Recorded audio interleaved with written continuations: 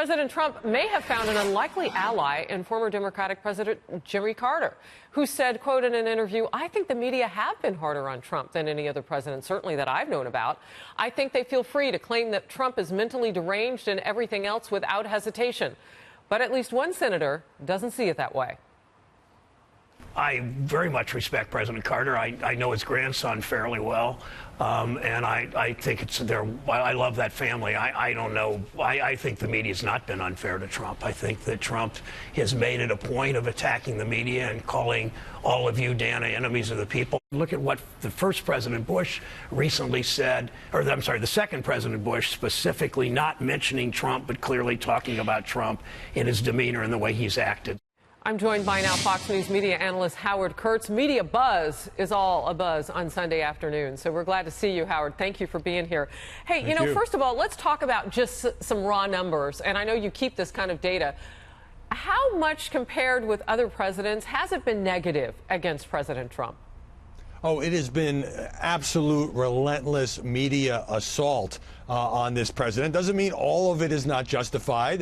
President Trump has a way of inviting controversy, and he does, as Senator Sherrod Brown pointed out, sometimes attack journalists. But if you look at a new Morning Consult Politico poll, his attacks on fake media are taking a toll. 46% of those questioned, almost the majority, Harris, say they believe the mainstream media news organizations fabricate stories about President Trump. Now, I don't agree with that. I've covered fabricators. I've exposed Jason Blair at the New York Times and others. I do think coverage can be unfair, biased, inaccurate, but I don't think we make stuff up most of the time. So the president actually tweeted about this. Let's pop that up on the screen. It is finally sinking through. 46% of people believe major national news orgs fabricate stories about me. Fake news, even worse, lost cred. Street cred, credibility, I would imagine there. Howard, you're saying you don't agree with that, but the negativity you can say definitely exists.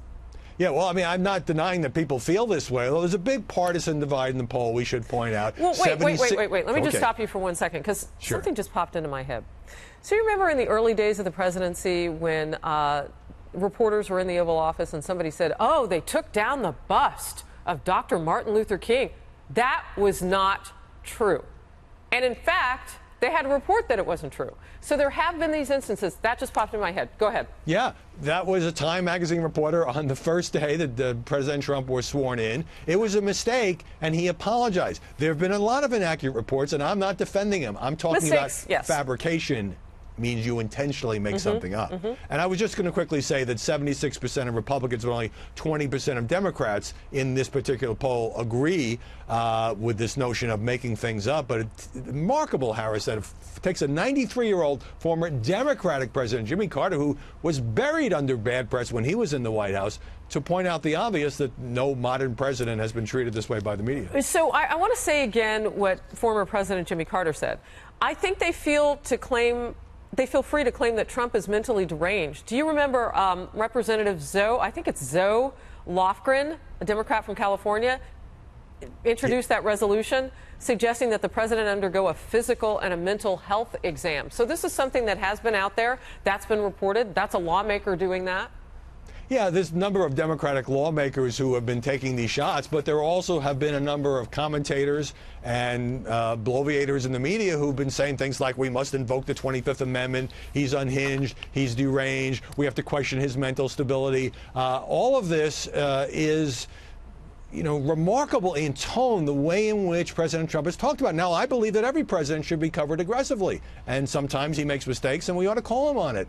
But this business is very sharp of Carter to pick this up. And in his interview with the New York Times, it's clear that he would like some kind of diplomatic assignment from President Trump. But I think he spoke from the heart, and he's pretty amazed at the way that Trump is treated. Howard, real quickly before I let you go, you know, it is interesting to me, and I'm sure former President Jimmy Carter knows the criticism and what some people outside and inside the Beltway say about his success rate while he was president. He took a boatload of criticism. That's got to play a role in how he sort of sees things. It's a very exclusive club, and none of us can imagine what it's like to sit behind that desk and be hammered every single day. And Jimmy Carter made a lot of mistakes as president, but he did have some accomplishments. So it gives a special resonance, I think, that Carter, decades later, looking at Trump, says, wow, this is really unfair, more unfair than I've ever seen. Howard Kurtz, great to see you. Thank you for joining the program today. My pleasure.